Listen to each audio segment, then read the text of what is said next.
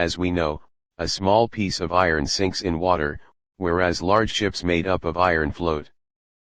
This theory helps in understanding why the objects float, and why they sink in water. Buoyancy is the ability or tendency of an object to flow in a fluid. Fluid can be gas or liquid. As you go underwater deeper and deeper, the molecules are more tightly packed, hence, fluid pressure increase as object goes deeper. Let us consider an object immersed in a water.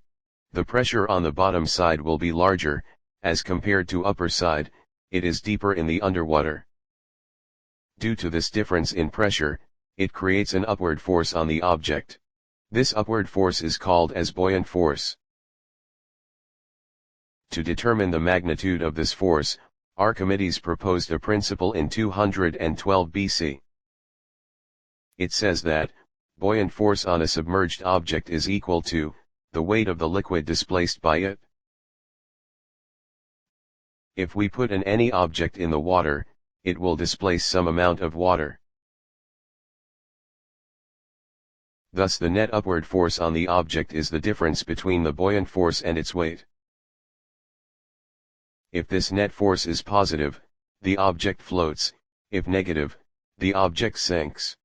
If zero, the object is neutrally buoyant, that is, it remains in place, without either rising or sinking.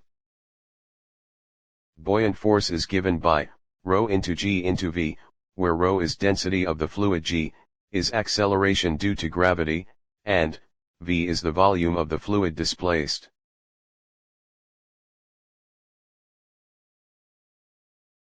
This helps determining whether objects placed on the water will sink, float, or rise above the surface.